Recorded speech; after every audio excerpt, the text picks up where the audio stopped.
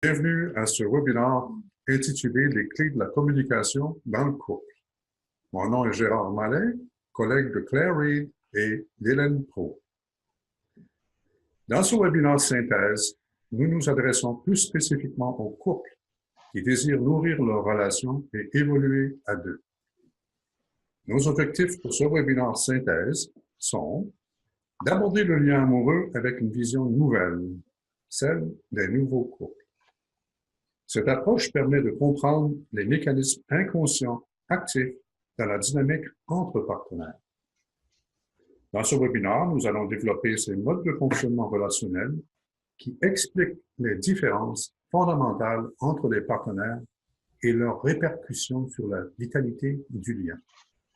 Notre but ultime étant de vous permettre d'évoluer vers une communication plus authentique, grâce aux nouvelles prises de conscience de votre propre mode de fonctionnement et de celui de votre partenaire. À vous toutes et tous, je vous souhaite un bon webinaire. Je passe la parole à Claire et à Hélène et je vous retrouve pour la conclusion. Merci. Bonjour, je suis Claire. Alors, vous êtes en couple depuis combien d'années? 1 an? 8 ans? 15 ans? 40 ans peut-être? Mais vous avez sûrement vécu de nombreux ajustements relationnels depuis toutes ces années. Et si vous êtes avec nous ce matin sur ce webinaire, c'est sûrement parce que vous avez le désir de donner un vent de fraîcheur à votre couple ou peut-être de solidifier la base d'amour qui vous a réunis au départ et qui a été éprouvée au cours de ces années. Mais pourquoi la relation amoureuse change-t-elle au fil des ans? Ben, c'est qu'elle est commandée par l'intelligence de la vie en nous, dans le besoin d'évoluer vers de nouvelles habiletés relationnelles. Et qui dit nouvelles parle nécessairement d'anciennes façons de fonctionner au niveau relationnel. Et c'est là que notre approche devient novatrice. Parce qu'elle s'adresse à notre mémoire corporelle, celle qui se souvient de toute notre histoire relationnelle passée et qui se réveille au présent dans nos interactions quotidiennes face à notre partenaire amoureux. C'est ce qu'on appelle l'empreinte relationnelle. Bonjour, je suis Hélène. Alors, qu'est-ce que l'empreinte relationnelle? La suivante, s'il te plaît, Gérard. Merci. C'est une programmation psychique qui est constituée de 2 modes de fonctionnement relationnel totalement différents l'un de l'autre et qui n'ont rien à voir avec le sexe biologique. Notre vie psychique est modulée par le formatage de ces 2 modes de fonctionnement relationnel. Pour comprendre les différentes dynamiques du couple, Claire a développé une grille de compréhension du fonctionnement de chacun des partenaires dans la relation. On l'appelle la grille fusionnelle solitaire. Nous allons en présenter les grandes lignes. La suivante, s'il te plaît, Gérard. Merci. Rappelons d'abord que ces 2 modes relationnels influencent l'équilibre corps-esprit. De plus, nous associons ces 2 formatages à 2 univers relationnels complètement différents. Un univers rationnel, ce que l'on appelle l'énergie du solitaire, et un univers émotionnel, l'énergie du fusionnel. Aujourd'hui, on est plus identifié à l'un de ces formatages relationnels qu'à l'autre. La suivante, s'il te plaît. Merci. Et pourquoi s'est-on identifié à un mode relationnel plutôt qu'à l'autre? Parce que très tôt dans l'enfance, nous avons adopté le formatage relationnel gagnant pour relever les défis qui ont assuré notre survie psychique. C'est à travers tous ces apprentissages que nous avons développé des stratégies visant un certain niveau d'autonomie. Le partenaire que nous nous sommes attirés est à l'opposé de notre mode de fonctionnement dominant. Par exemple, un solitaire va s'attirer un partenaire fusionnel Un fusionnel va s'attirer un partenaire solitaire, ce qui nous donne le sentiment d'être unifié, complet en soi. Et cette attraction obéit à la loi de la complémentarité, qui est une loi universelle. Il est donc très important de savoir reconnaître notre mode de fonctionnement dominant pour comprendre le fonctionnement du partenaire qui partage notre vie. Gérard, tu veux bien y aller avec le 6? Merci. Alors, pour vous permettre de reconnaître votre mode de fonctionnement relationnel, on va résumer les grandes conclusions qui découlent de ces 3 premiers webinaires qu'on a partagés avec vous. Et on va les enrichir à l'aide d'exemples tirés de la grille fusionnelle solitaire. Alors, notre tout premier thème était « Je bloque quand il s'agit de parler de mes émotions ». Alors, dans ce webinaire, on a vu comment notre logiciel émotionnel prenait racine à travers le lien parental. Face à l'intensité du vécu en symbiose avec maman au départ de notre existence, on a dû faire un choix inconscient. Soit celui de se couper de son corps émotionnel, ce qui sera plutôt relié à l'énergie du solitaire, ou soit celui de le vibrer avec intensité, plus en mode fusionnel. Ce qui aura des grandes conséquences sur la communication dans le couple. Par exemple, en mode solitaire, le trop de présence de l'autre avec ses émotions à fleur de peau, qu'est-ce que ça va faire chez le partenaire solitaire? Ça va le faire paniquer. Il va se sentir envahi. Alors qu'en mode fusionnel, ce sera l'éloignement ou l'absence de l'autre qui va provoquer un sentiment de panique ou d'angoisse chez lui, parce qu'il va se sentir rejeté ou abandonné. Donc, on aura besoin de présence et de conscience pour reconnaître son mode de fonctionnement face au réveil de ses émotions, les siennes et celles de l'autre. Le deuxième thème que nous avons abordé s'intitule « J'ai le réflexe de me critiquer moi-même, suis-je normal ?» Les croyances que l'on porte depuis notre enfance sont liées à des attentes. En mode solitaire, on critique et on juge son partenaire. Débranché de son logiciel émotionnel, le solitaire rationalise que c'est la faute de l'autre si ça ne va pas bien dans le lien. Le partenaire en mode fusionnel attend que l'autre le devine. Si son partenaire ne répond pas à cette attente, il aura tendance à se critiquer lui-même et à se juger lui-même. Et pour toutes sortes de raisons, il se sent coupable du mal-être de l'autre dans la relation. La critique qui est retournée contre soi affecte le sentiment de sa valeur personnelle et crée un déséquilibre au sein de la relation. Avec notre troisième thème, comprendre le point de vue de l'autre, toute une gymnastique, on a abordé la différence de l'autre. Alors, dans le couple, cette différence portée par l'autre va devenir menaçante pour l'ego, car aucun des partenaires est conscient d'être contrôlé par sa propre empreinte relationnelle. Et cette difficulté à accepter la différence de l'autre va devenir la cause des conflits entre les partenaires. Puisque chacun se heurte à des blessures et à des défenses différentes selon son mode de fonctionnement plutôt fusionnel ou solitaire, et qu'il va vouloir, chacun va vouloir défendre son point de vue. La 7, Gérard, s'il te plaît. Retenons que si vous êtes présent sur ce webinaire, c'est que vous avez le désir de mieux comprendre les hauts et les bas de votre relation de couple actuelle. C'est-à-dire de mieux comprendre l'enjeu de cette danse inconsciente de la codépendance à travers les comportements, les croyances et les émotions de chaque partenaire du couple. La suivante, Gérard, s'il te plaît. Pour apprécier la différence de l'autre, on a d'abord besoin de reconnaître son propre mode de fonctionnement relationnel, de fusionnel ou de solitaire. Voici, je vous présente deux autres exemples concrets décrivant ces modes de fonctionnement totalement opposés.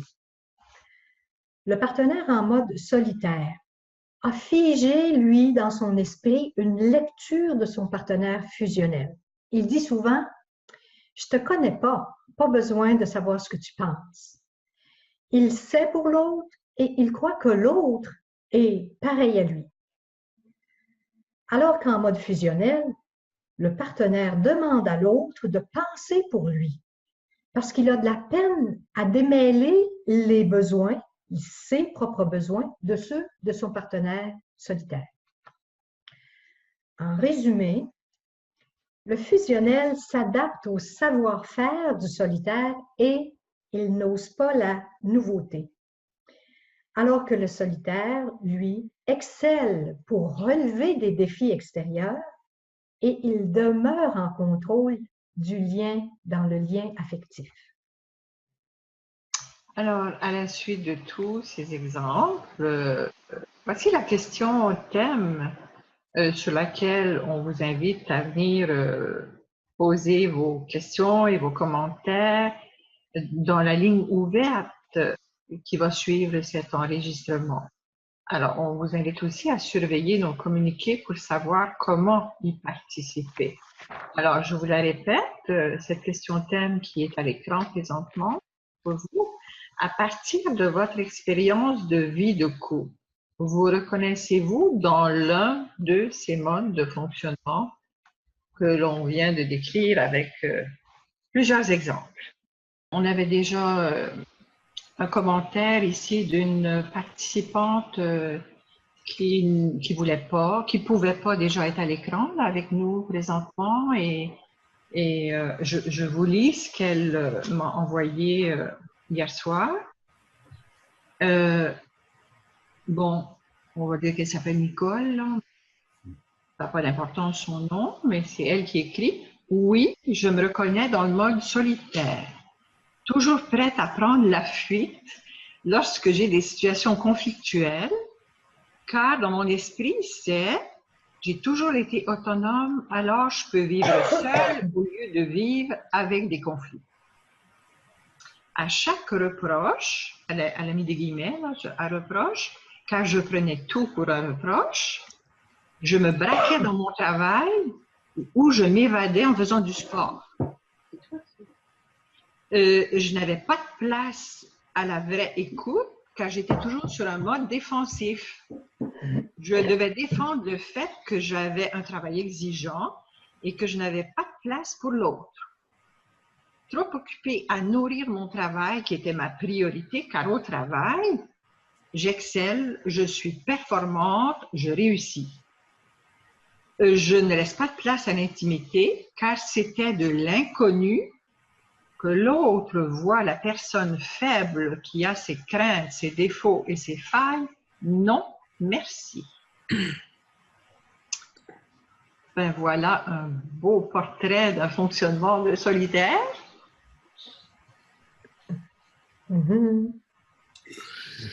Est-ce que ça vous parle, vous qui entendez ce fonctionnement-là? Parce que peut-être que vous reconnaissez dans le mode de fonctionnement du solitaire ou que votre partenaire est dans ce fonctionnement-là et vous pouvez repérer déjà des caractéristiques qui sont vibrées dans la relation.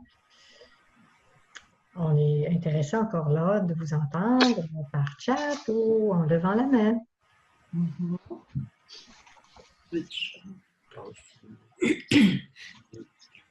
Une caractéristique importante dans ce qui vient d'être dit, là, le solitaire, hein, comme la relation à l'autre est plutôt menaçante, j'allais dire entre guillemets, on préfère être seul ou vivre seul, et c'est ce qu'elle disait là, Nicole, dans son témoignage. J'aime bien mieux être seule que de vivre en conflit ou en situation de conflit avec quelqu'un d'autre.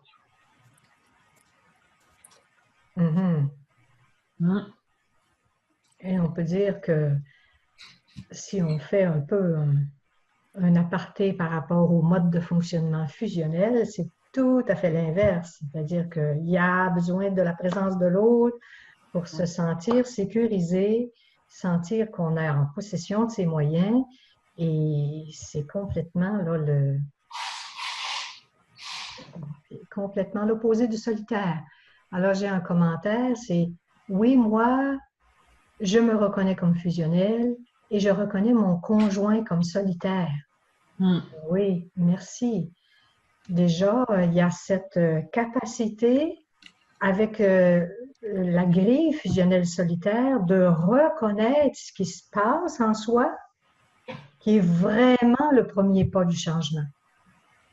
On a vraiment besoin de pouvoir partir de cette base-là. C'est un peu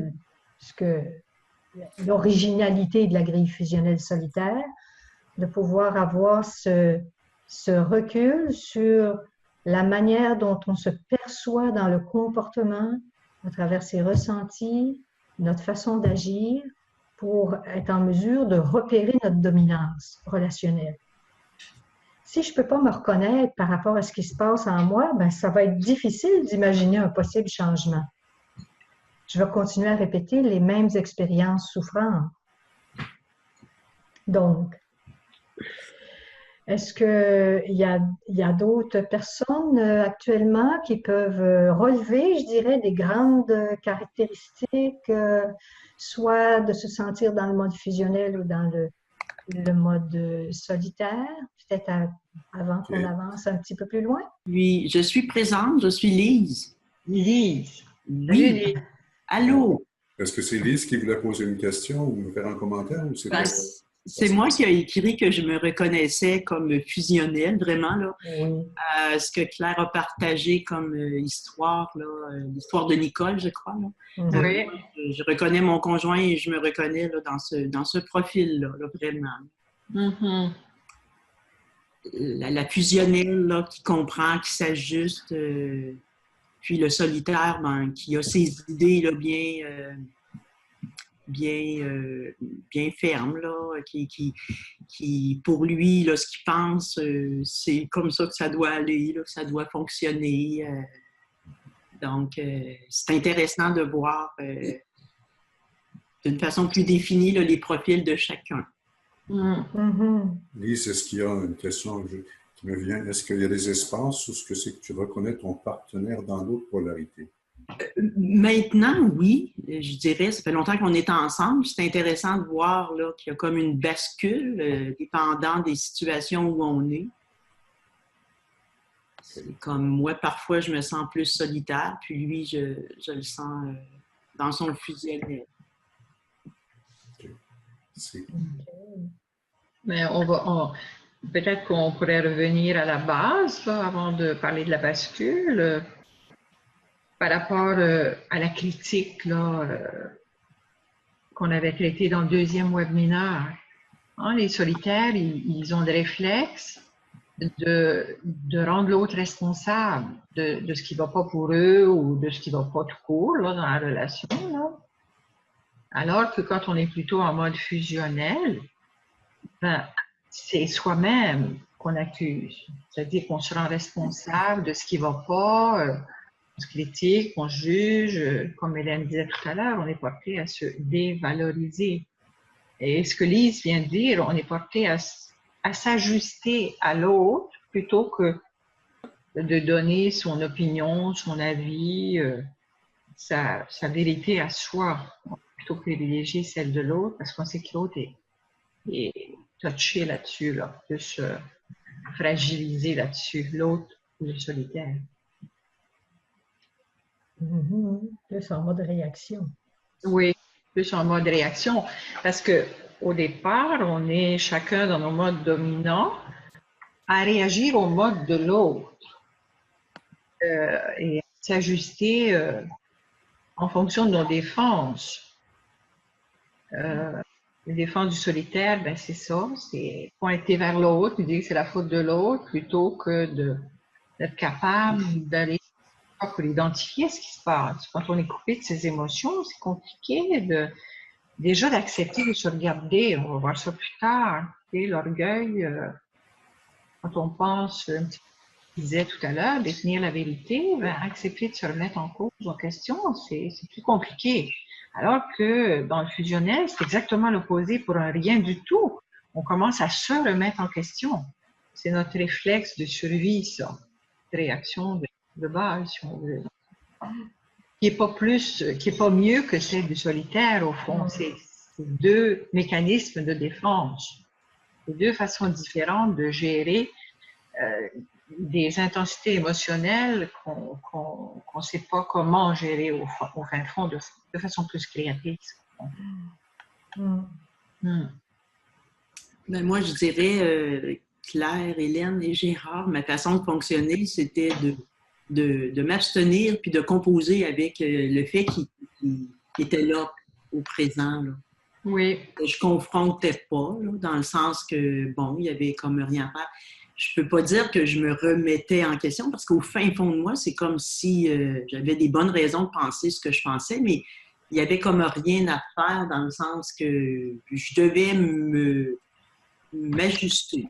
C'est ma façon de fonctionner. OK.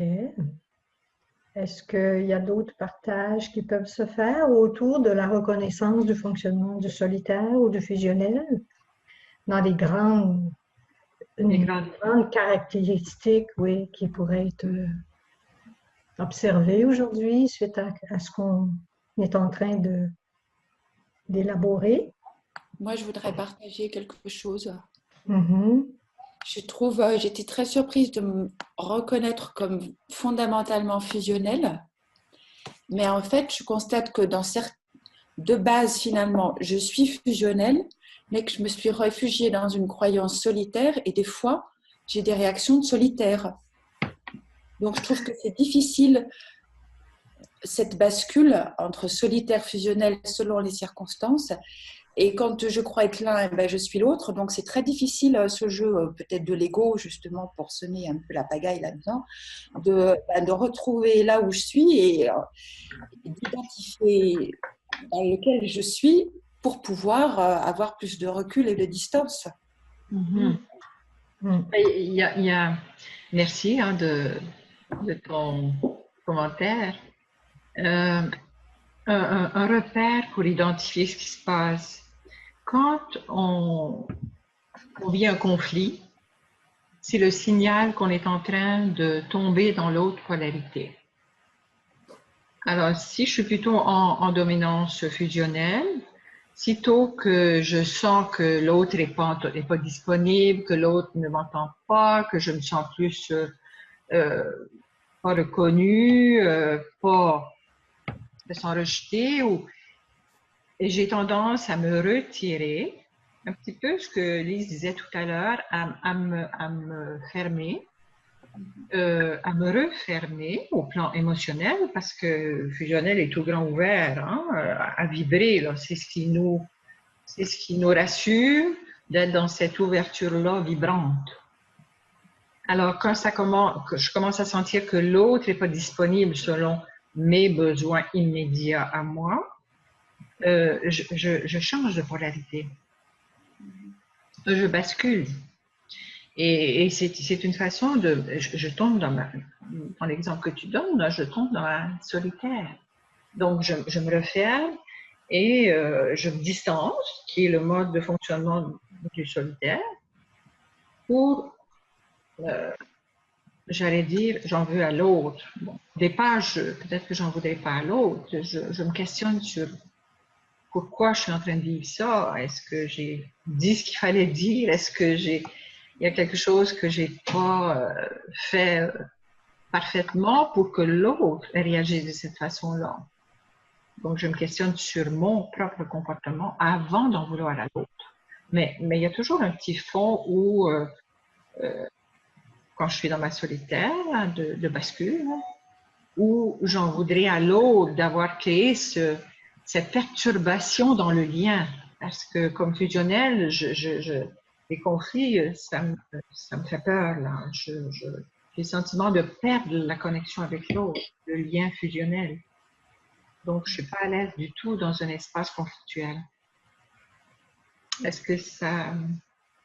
Oui, oui, c'est perturbant parce que je réalise en t'entendant que, en tant que fusionnel, alors si je laisse exploser mes émotions, c'est un ouragan. Donc, je redoute à ce moment-là de faire fuir l'autre. Oui. Je passe en fait dans la bascule solitaire pour m'adapter au comportement de l'autre. Et donc, c'est une façon finalement d'essayer de le séduire en me calant sur son comportement. C'est ça? Une stratégie en fait. Oui. De défense. Tout à fait, oui. Oui. Ben, cette bascule, quand tu tombes dans le solitaire de fond, il y a des signes physiques, physiologiques. Tu sens comme ton corps se durcir, se protéger. La protection se manifeste à plusieurs niveaux. Il y a ce sentiment, ce questionnement dont Claire parle, de se sentir un peu coupable, mais il y a toujours un stress relatif à la bascule de polarité, dans la bascule de polarité, qui se sent dans le corps physique aussi. Je ne sais pas si tu as cette perception dans les moments où ça vient de basculer. Ou... Oui, c'est vrai que ça se passe comme ça. Mais alors la solution, c'est quoi? C'est de dire, halt, stop, là je sens qu'il se passe quelque chose, je ne suis pas bien, j'ai besoin de le dire calmement. Ben, on va évoluer vers la réponse à cette question-là. C'est le but à ce stade-ci, c'est vraiment d'apporter la priorité à dire, mais si on ne reconnaît pas le mode de fonctionnement dans lequel on est en surface, pour lequel on s'est adapté depuis la petite enfance, là, ce n'est pas possible de se poser la question, mais qu'est-ce qu'on fait avec ça? Parce qu'on n'a pas la conscience qu'on est de ce qui se passe. Exactement. On vous revient. Je peux ajouter quelque chose? Oui. Je m'excuse. Quand j'ai été faire le test, en fait, de si j'étais fusionnel ou solitaire aujourd'hui, vraiment aujourd'hui, je suis allé sur votre grille, là, enfin, il y avait une quinzaine de questions. J'y ai répondu vraiment sans calcul. Je suis allé vraiment mettre ce que je sentais juste, vraiment. Et puis là, m'est apparu que j'étais fusionnel actuellement. Et j'en étais complètement baba. Alors, dans quelle mesure, effectivement, cette grille, celle que vous proposez là, les 15 questions, est-ce qu'effectivement, elle est déterminante ou quelque part, ça mérite quand même après une analyse plus pointue dans ce qu'elle rend comme verdict? Mais Pascal, merci pour ton commentaire. Mais je te dirais que d'une journée à l'autre, surtout quand on est en couple, là, on bascule d'une polarité à l'autre constamment. Alors, si tu faisais ton test, ben moi je me souviens d'une époque où tu venais de basculer dans ton solitaire et tu trouvais ça excessivement pénible d'avoir perdu le lien avec ton fusionnel, ton énergie de fusionnel. Et tout ça pour dire que justement l'objectif évolutif de la relation, c'est justement la capacité qu'on aura de basculer d'une polarité à l'autre de façon consciente. Et parce que dans la bascule inconsciente, je subis le changement de polarité autour d'une situation conflictuelle. C'est pas un choix conscient que je fais d'être plutôt dans ma solitaire ou dans ma fusionnelle. Ça se fait tout seul. Alors, l'objectif de tout le travail qu'on fait ensemble, c'est de devenir conscient déjà de ma polarité du moment, des moments de bascule, pour aller m'accompagner dans ces espaces-là et rétablir la connexion ensuite à l'autre, ou le lien à l'autre.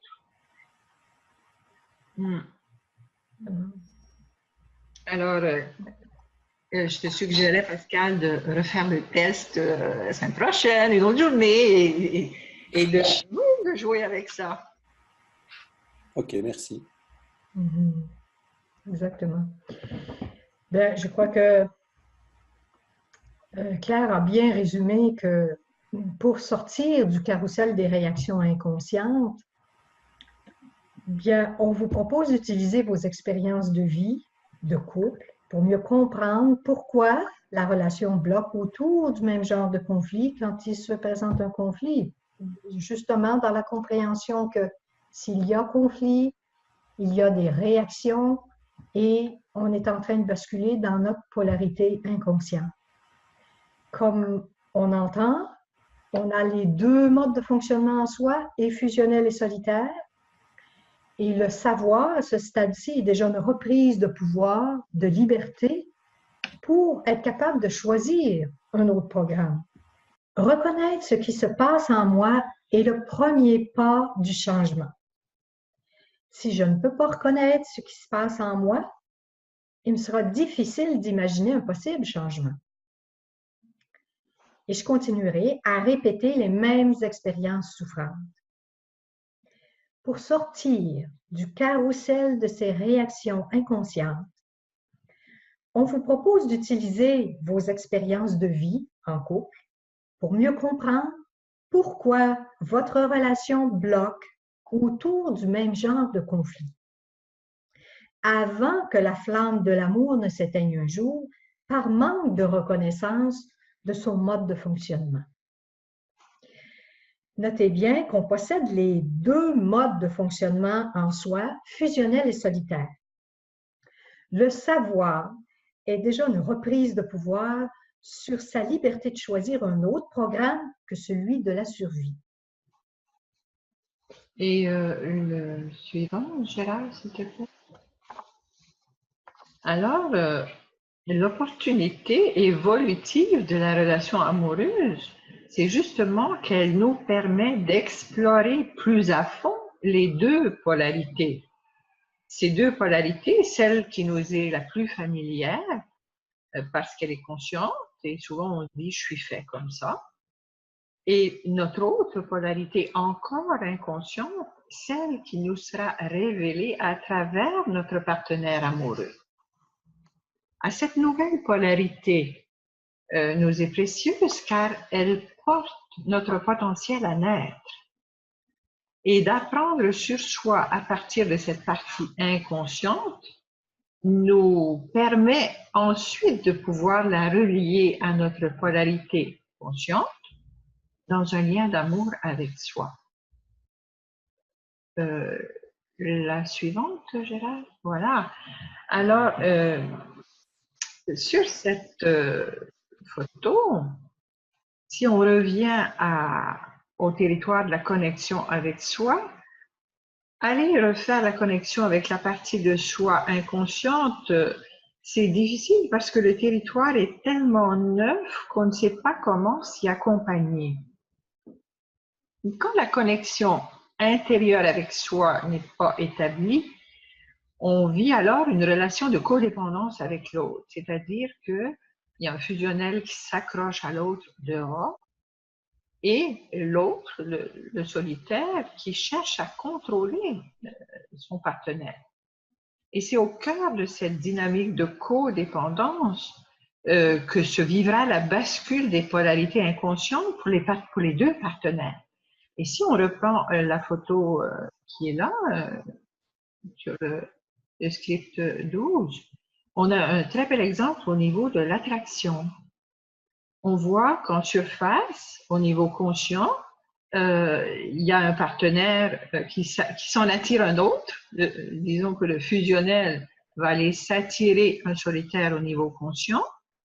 Mais pourquoi on s'attire ce partenaire au niveau conscient? C'est parce que chez le fusionnel, il y a aussi au niveau inconscient, donc sous le niveau de la mer, là, au niveau inconscient, le fusionnel porte aussi une partie inconsciente en mode solitaire. Et c'est ce solitaire de fond qui nous attire le partenaire solitaire dehors.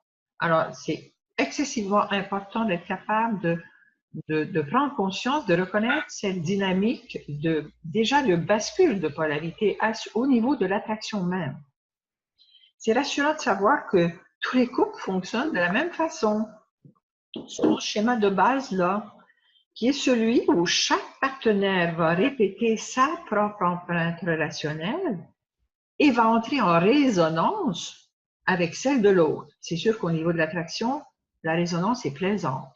Au niveau des conflits, ce sera un peu moins plaisant. Mais tout ceci dans le but d'apprivoiser notre polarité inconsciente. Mais pour l'apprivoiser, on va avoir besoin d'abord de la reconnaître dans ses différentes composantes, la composante physique, dans le corps émotionnel, les émotions qui sont réactivées, et au niveau du mental, les différentes croyances en jeu dans nos réactions de survie. Alors aujourd'hui, plus que jamais, il est temps d'utiliser la conscience pour libérer ce potentiel en attente en chacun de nous. Et notre responsabilité première sera d'utiliser la conscience. Gérard, tu veux bien aller avec la 13, s'il te plaît? Oui. Utiliser la conscience, comme je disais, pour libérer ce qui est prisonnier dans nos conditionnements du passé. Mais c'est un nouveau territoire, on le sait, mais on va devoir aller l'explorer pour assurer la viabilité et la durabilité du lien amoureux. Mais hélas, aujourd'hui, en général, les couples attendent souvent trop tard pour demander de l'aide.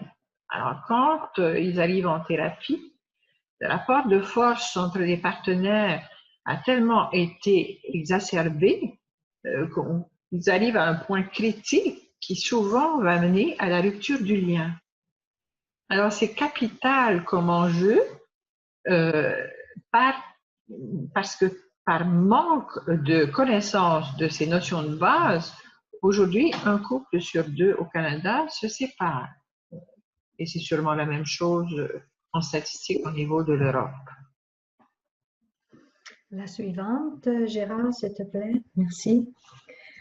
Comme le territoire de la connexion avec soi est totalement inconnu, ce que Claire a commenté sur la photo précédente, on aura besoin d'être accompagné par des personnes qui ont déjà exploré ce territoire pour faciliter l'émergence de ces prises de conscience fondamentales.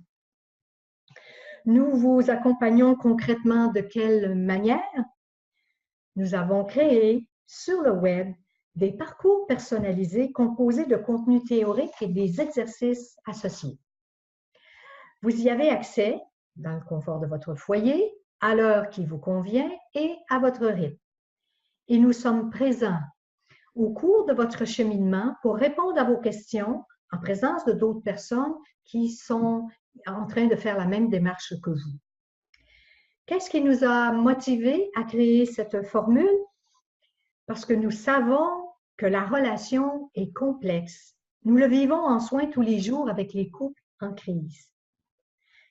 La relation fait appel à 3 niveaux de conscience. La prochaine, s'il te plaît, Gérard.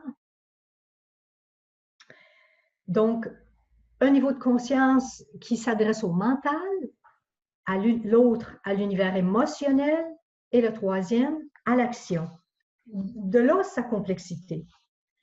Le facteur temps favorise la reconnaissance d'éléments importants autour de votre histoire affective actuelle, en résonance avec l'histoire passée qui est mémorisée dans vos cellules. C'est pourquoi chaque niveau de conscience est abordé une étape à la fois. La suivante, Gérard. Or, notre parcours personnalisé est construit sur 3 étapes.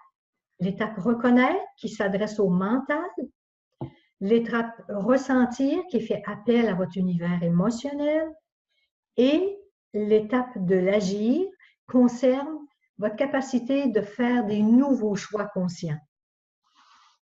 Donc, en interpellant ces 3 niveaux dans cette suite logique, cette démarche favorise le processus de guérison de votre empreinte relationnelle première. Gérard, tu veux bien aller avec la suivante?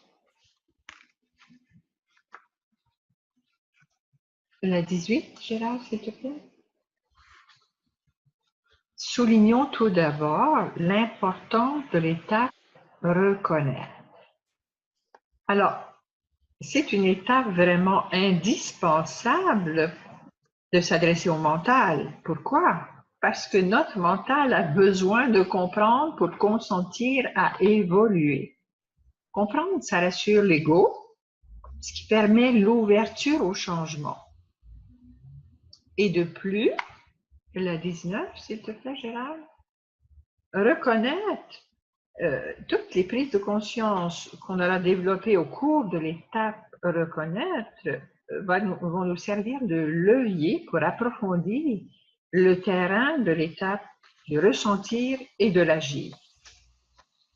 Mais notre objectif global, qu'on va voir dans la suivante, Gérard, l'objectif global de notre parcours personnalisé, c'est de vous amener à débloquer l'énergie de votre programmation première, l'empreinte relationnelle, pour la transformer en énergie créatrice et vous permettre bien sûr de vivre une relation amoureuse beaucoup plus harmonieuse.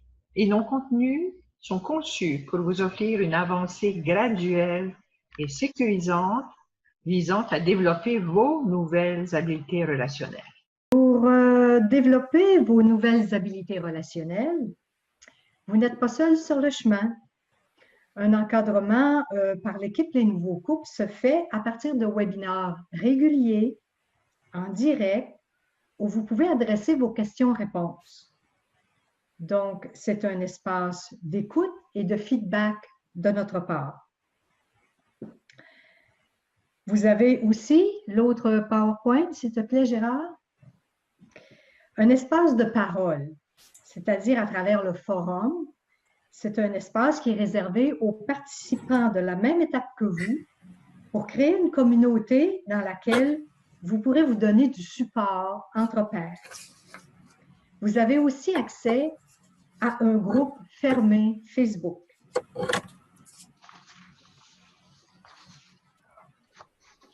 Je te passe la parole, Gérard. Merci, Hélène. Pour la conclusion, l'équipe Les Nouveaux Couples utilise la formule des webinaires comme opportunité de s'éveiller à de nouvelles compréhensions et de favoriser l'acquisition de nouveaux outils indispensables à nourrir votre lien amoureux.